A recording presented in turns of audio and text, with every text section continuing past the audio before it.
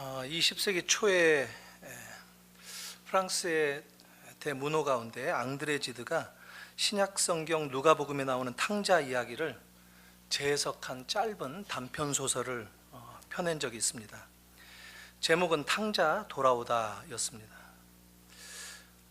이 짧은 소설에서 집에 돌아온 탕자는 아버지와 또 형님, 그리고 성경에는 나오지 않는 어머니와 차례로 이야기를 나누는 내용이 기록되어 있습니다.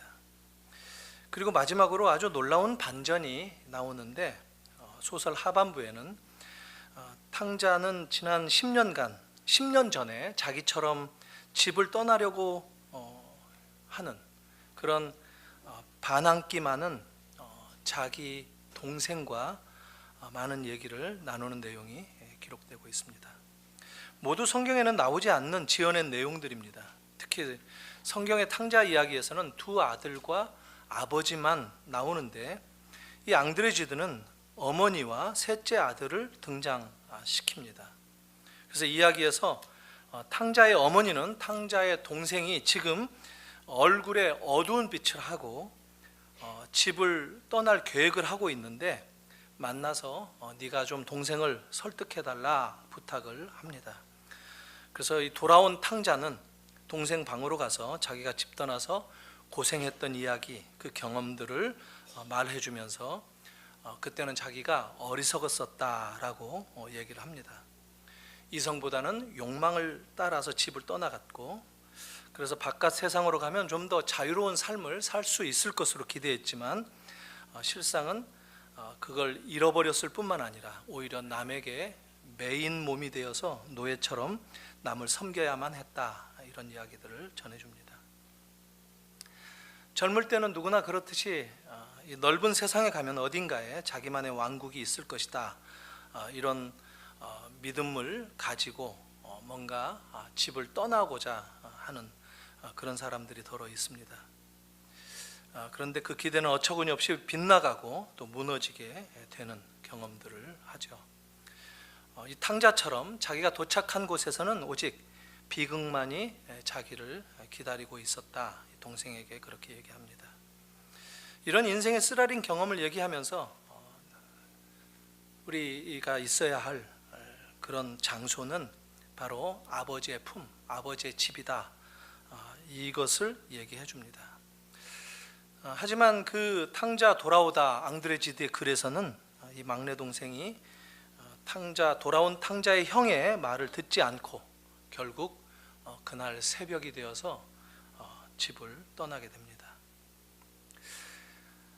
누가복음에 나온 탕자 이야기를 이렇게 패러디로 좀 자세하게 기록을 한 소설인데, 원래 예수님께서 지어내신 이야기는 참 짧은 얘기지만 모든 사람들이 쉽게 공감하고 또 우리들의 삶이 그와 같다라고 하는 것에 대한 보편적인 그런 이해를 하게 되는 이야기입니다.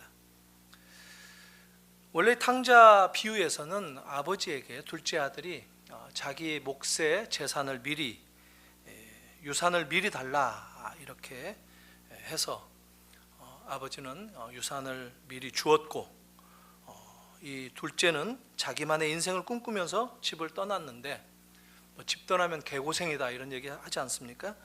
사람들에게 속고 또 흥청망청 본인도 쓰고 결국은 돼지 우리에서 돼지를 치는 그런 노예가 되는 신세가 되었다, 이런 이야기입니다. 참 비참한 생활을 하다가 아버지 집에서의 그 따뜻했던 그 과거의 시절을 떠올리면서 아버지 품이 그래도 낫다라고 결심하고 아버지에게 다시 돌아온다는 그런 이야기가 아주 짧은 예수님의 탕자 비유죠. 유대인들에게 이 돼지라고 하는 동물은 매우 특별한 의미가 있죠. 개하고 돼지는 이방인들을 취급할 때 불렀던 그런 짐승들인데, 집 떠난 탕자가 이방인의 노예로 오히려 전락했다 하는 이런 상황이니까 그 이야기가 주는 이렇게 살짝 이렇게 비튼 그런 아이러니가 아주 많은 의미를 주고 있습니다. 그런데 우리들도 가끔 이런 이 탕자와 같은 돼지 우리 경험을 할 때가 있곤 합니다. 우리가 생각했던 것과 좀 다르지 않고 또 우리가 기대했던 것들 이런 것들이 그대로 이어지는 그런 인생이 아니라 오히려 꿈을 찾았는데 그 꿈이 헛된 꿈이 되고 또 정상적인 삶으로부터 추락한 그런 경험을 어쩌다가 한 번씩 할 때가 있습니다. 고향을 떠난 그런 느낌들, 그리고 아버지의 집을 떠나고 또 그런 생활을 한참 고생하면서 할 때에는 아버지의 품이, 고향의 품이 그리워서 다시 돌아오고 싶은 그런 생각에 젖는 이야기들 종종 듣습니다. 사실 예수님은 이런 기가 막힌 이야기를 어떻게 만드셨을까 이런 생각을 할 때가 있습니다. 그런데 사실 예수님의 이 이야기는 구약의 이야기입니다. 구약에서 이스라엘이 경험했던 이야기입니다. 이스라엘은 실제 이렇게 돼지우리의 경험을 했던 적이 있었습니다. 그리고 오늘 본문 에스라 말씀은 정확하게 그 상황으로부터 돌아온다 하는 그런 내용입니다. 과거에는 그들의 어리석은 우상 숭배로 또 이 정상적인 삶에서 벗어나서 말씀을 계속해서 어기면서 말씀을 버리고 저버리고 하나님을 등돌린 그런 삶을 살다가 바벨론의 포로가 되어서 잡혀간 70년 만에 이 유배 생활을 끝내고 돌아오는 그 이야기가 오늘 본문 내용입니다.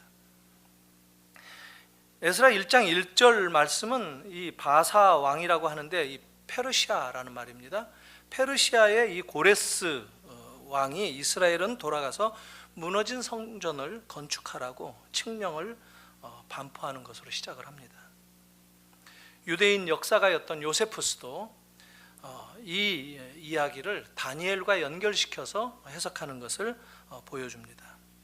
다니엘이 고레스에게 이사야의 예언을 읽어주면서 유대인들이 돌아가야 한다, 하나님은 유대인을 반드시 회복시키기로 약속하셨다 하는 그 이야기를 풀어서 전해줄 때 그에 대한 반응으로 고레스가 이스라엘의 귀환을 선포하였다 이렇게 기록하고 있습니다.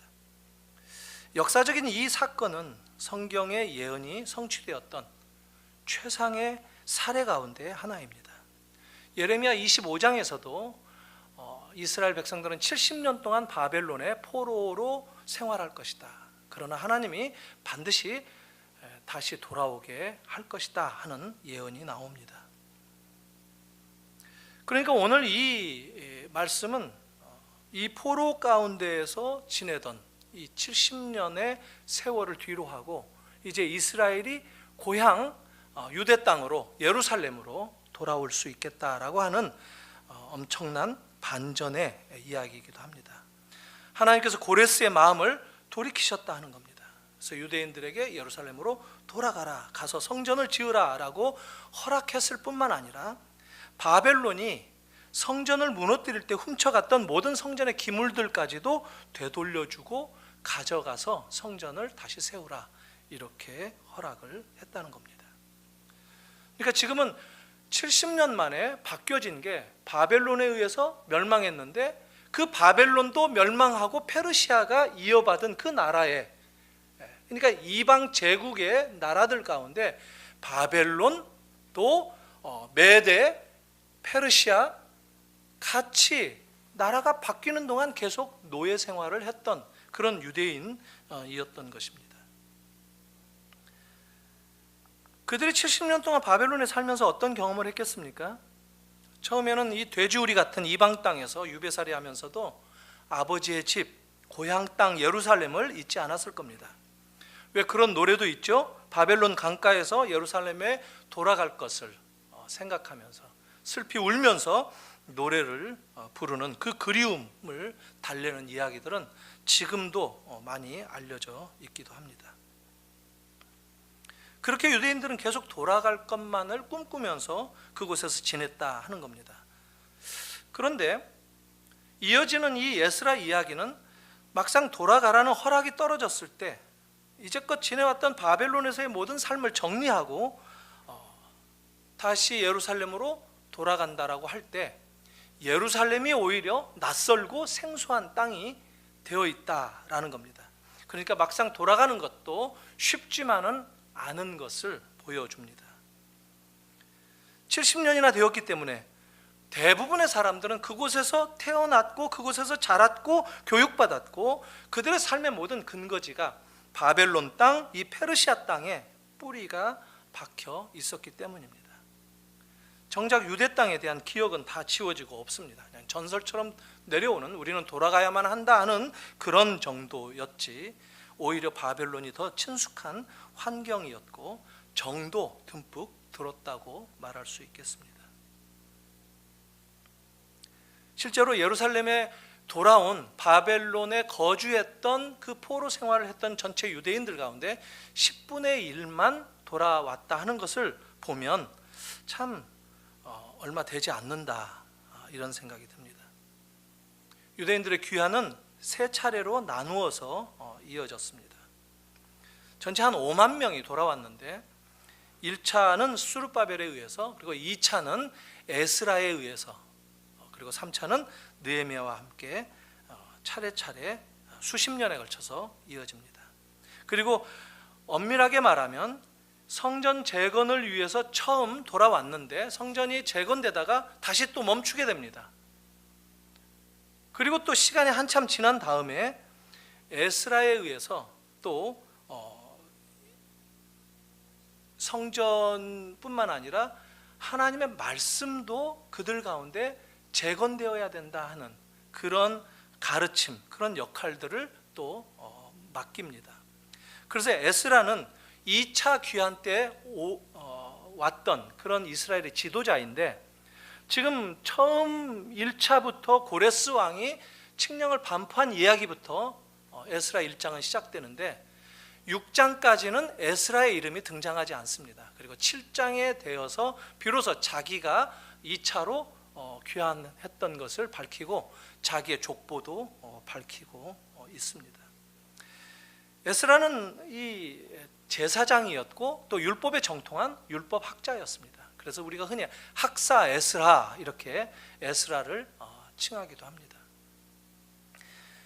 특별히 그 족보를 7장에 기록하고 있는데 쭉 더듬어 올라가 보면 그의 조상은 아론, 대제사장 아론인 것을 확인해 줍니다.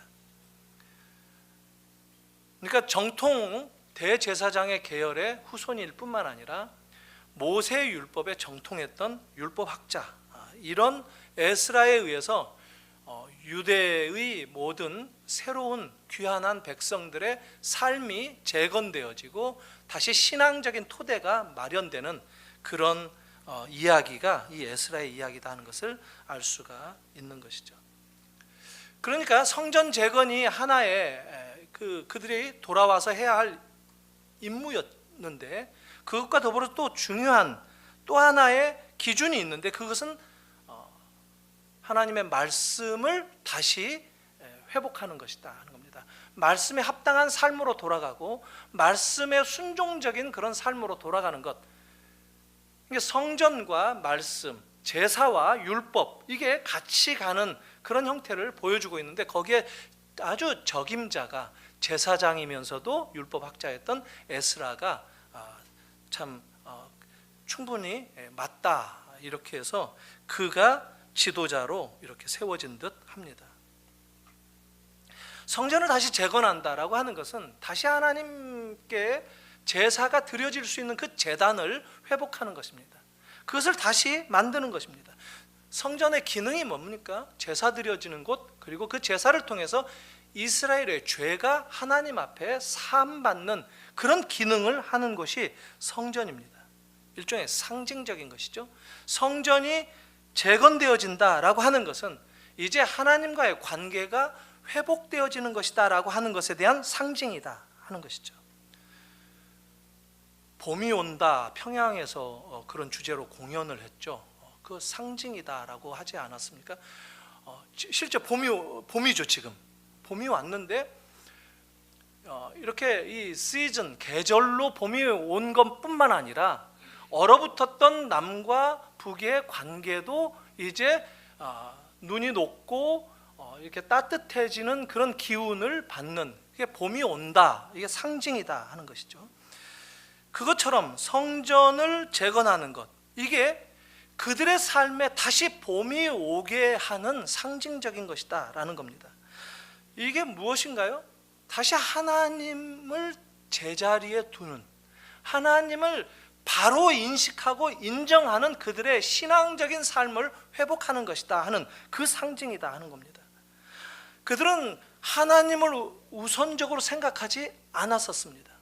그렇기 때문에 그 70년의 인고의 각고의 세월을 보낸 것 아니겠습니까? 그런데 그 우선권을 다시 회복하겠다 하는 겁니다.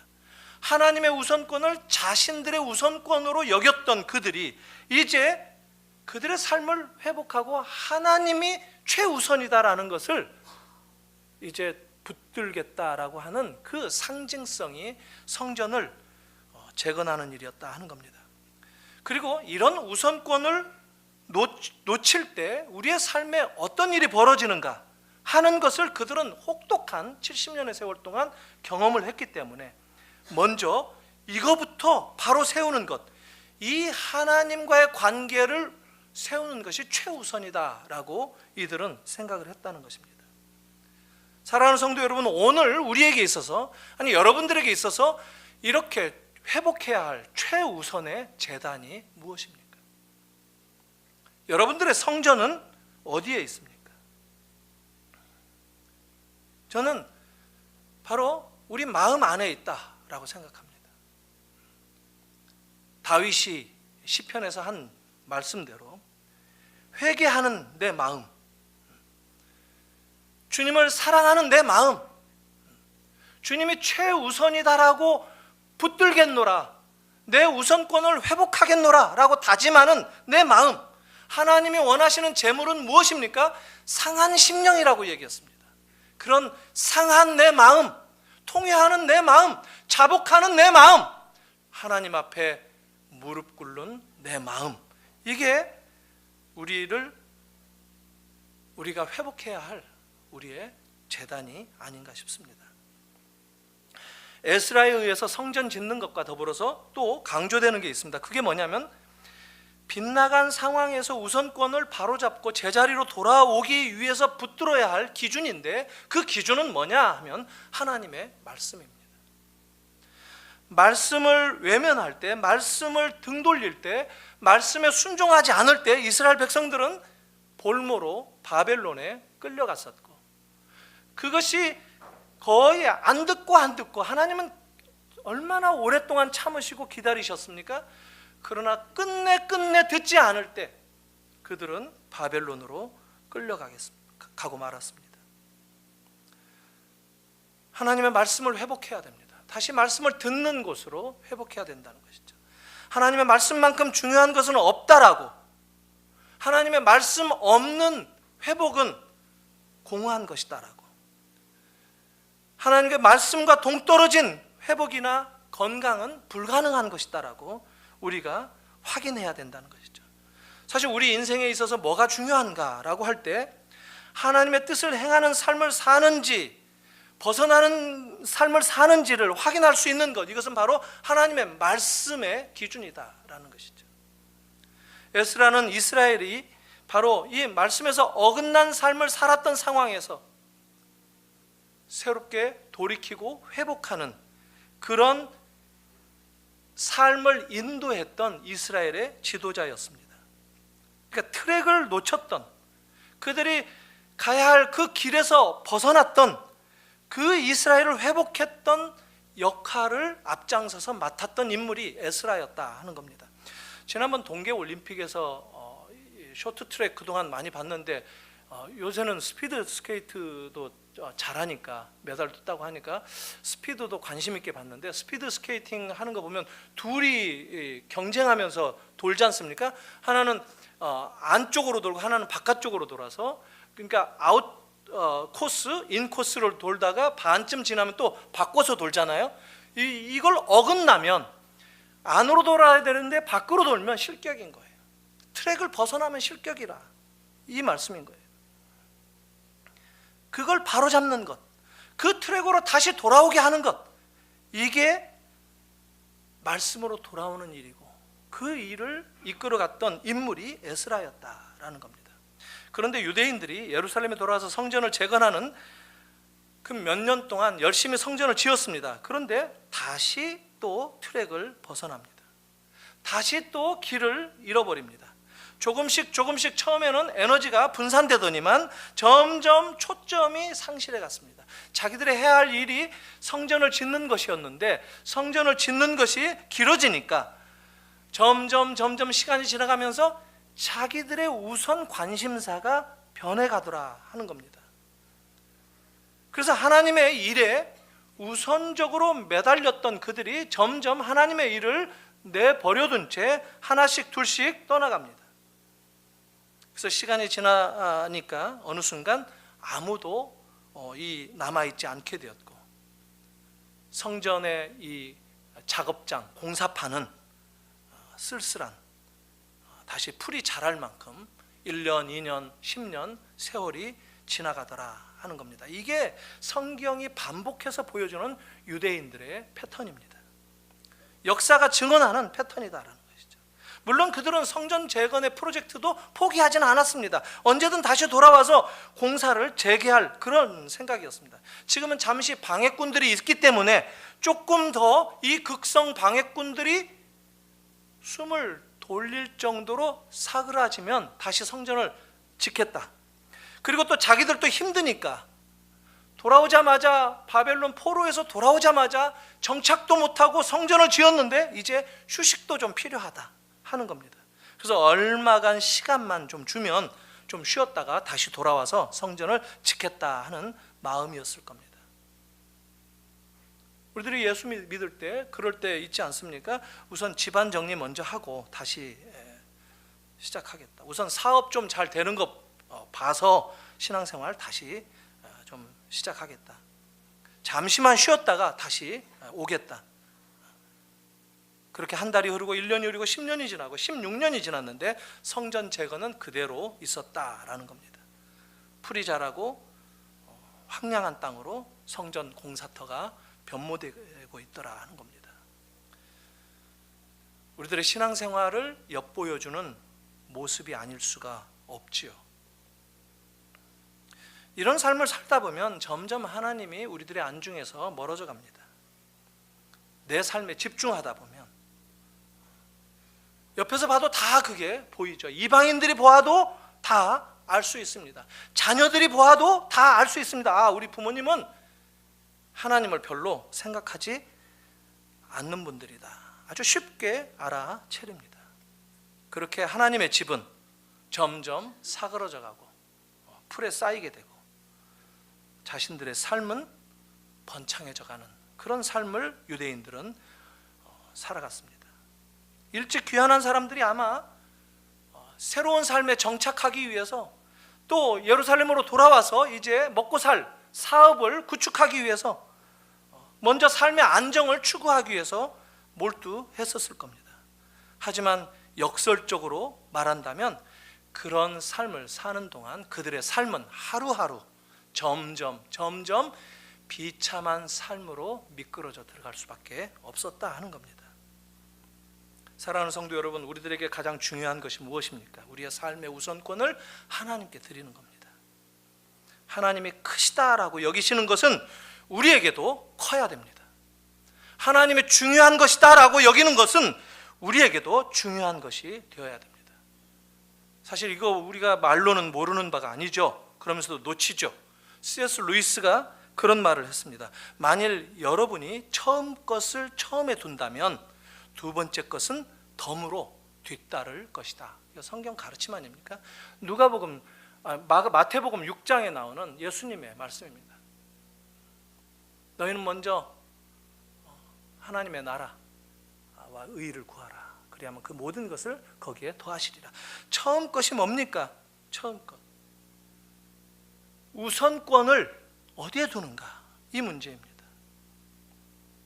교회 생활도 마찬가지죠. 주일마다 교회 오는데 우리가 또 찬양하고 헌금도 하고 기쁨의 얼굴로 악수도 하고 교제도 하고 설교도 듣고 은혜를 받습니다.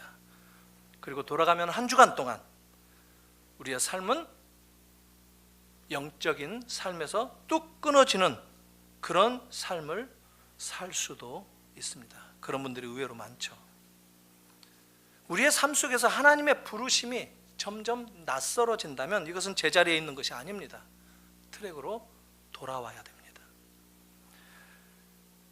우리의 믿음이 성장하고 우리의 삶의 우선권이 바뀌게 되면 우리의 삶은 하나님의 말씀 따라 진리에 서게 됩니다. 그게 축복이고 기쁨이고 감사라는 것을 우리들이 경험하며 살게 됩니다. 여러분들의 삶이 진정 그런 삶의 부흥을 원한다면 우리를 익숙하게 이 세상으로 미끄러지게 만드는 그런 삶의 자리로부터 빠져나와야 됩니다. 그리고 더 깊은 말씀의 자리로, 더 깊은 믿음의 자리로, 더 깊은 하나님의 약속의 자리로 나와야 됩니다. 우리의 발걸음을 옮겨야 된다는 겁니다. 하나님께서 기뻐하시는 봉사의 자리로, 헌신의 자리로 우리가 나와야 된다 하는 겁니다. 우리를 안락하게 해주고 우리를 위안시켜주고 하는 그런 환경이 어쩌면 탕자가 속았던 바로 그런 세상이기도 할 것입니다. 만약에 내가 믿음으로 반응하지 않았던 자리에 있다면 돌이켜야 됩니다. 돌아서야 됩니다. 다시 돌아와야 됩니다. 믿음의 반응이 아니면 트랙을 벗어난 자리이기가 쉽습니다. 왜 이스라엘 백성들이 70년 만에 돌아와야 했는가 하는 것을 좀 마지막으로 살펴보겠습니다. 다니엘서에 보면 이 70일의 비밀을 다니엘이 풀었다 하고 그러고 난 다음에 기도하고 울면서 하나님 앞에 무릎 꿇었다 이런 이야기가 나옵니다. 이스라엘에 안식년이 있었는데 이 안식년은 7년에 한 번씩 땅을 쉬게 해줘라. 땅만이 아니라 노비라든가 또 모든 이 안식의 제도가 안식일 그리고 안식년 이렇게 제도화되어 있고 또 빚진 것도 안식년이 되면 다시 또 탕감해주고 하는 그런 것들이 있습니다. 희년이 되면 모든 게 제자리에 돌아가는 안식년이 7번 되어지면 모든 게 원상복구되고 노예도 더 이상 없는 그런 원래의 상태로 돌아가는 그런 제도를 하나님께서 주셨습니다.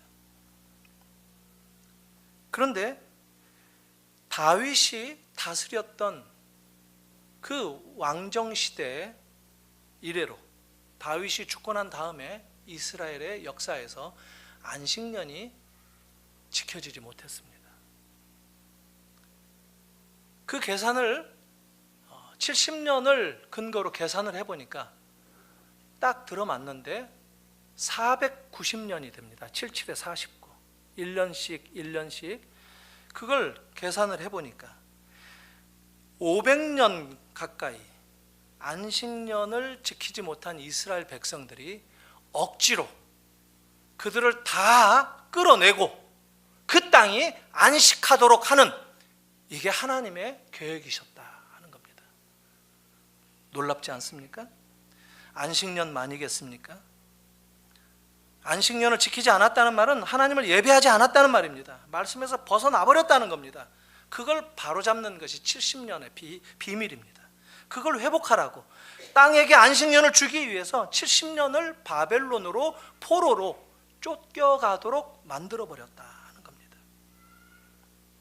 물론 70년 동안 11조도 내지 않았을 겁니다. 우리는 보통 11조로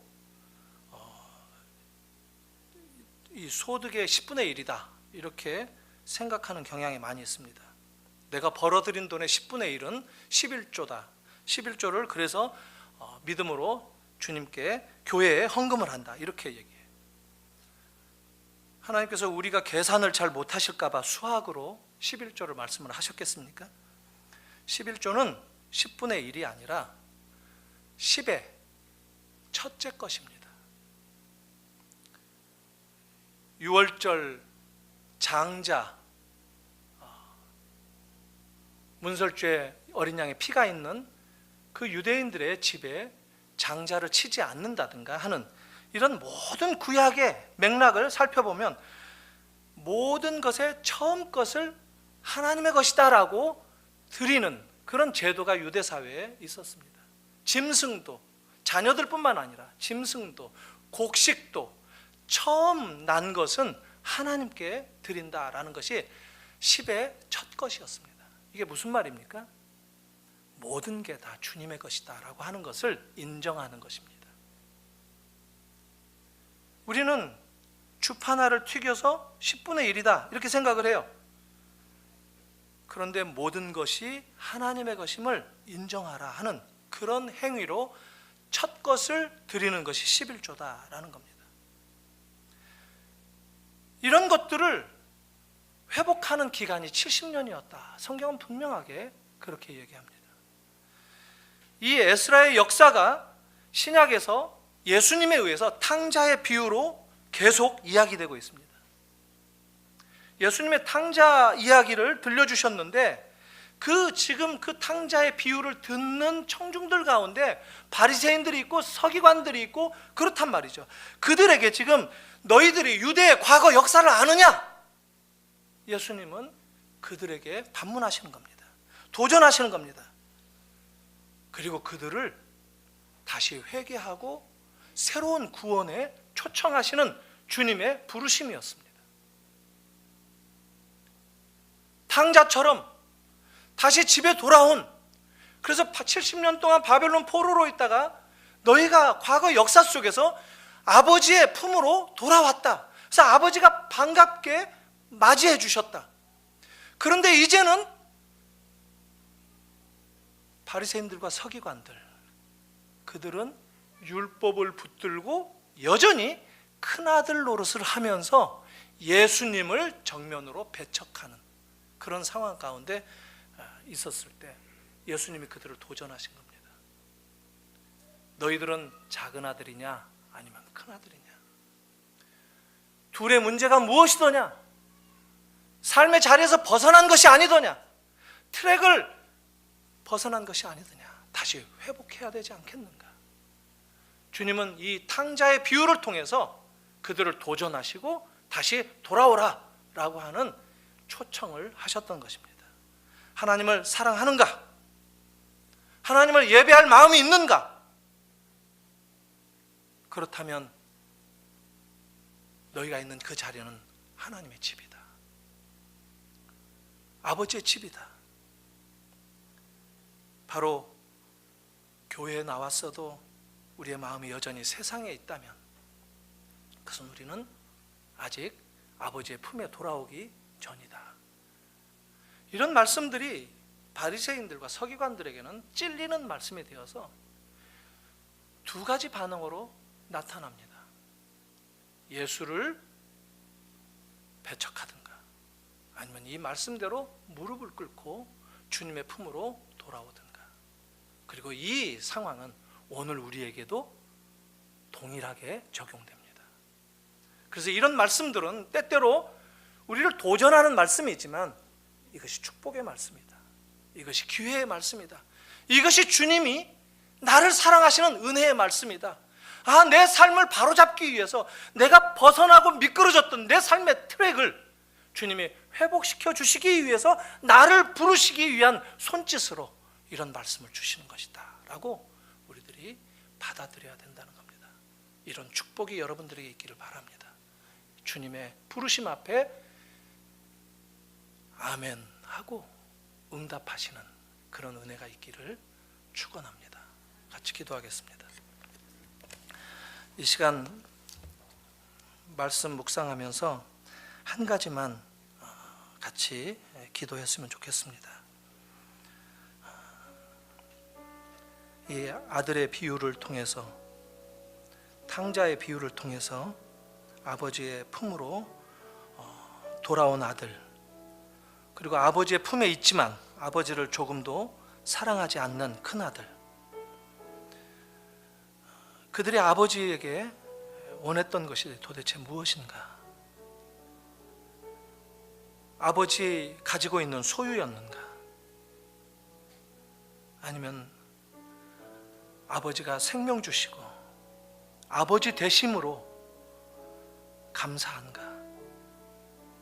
오늘 이 탕자의 비유와 이스라엘 백성들의 70년의 역사를 뒤로하고 성전을 지키기 위해 돌아오는 이 귀한의 유대인들을 바라보면서 주님의 품으로 돌아가는 축복 주셔서 감사합니다. 주님, 나를 다시 불러주셔서 감사합니다. 이것이 기회요, 축복이요, 감사의 조건인 것을 다시 깨닫고 주님께 영광 돌립니다. 이 시간 감사의 기도를 같이 짧게 나누었으면 좋겠습니다.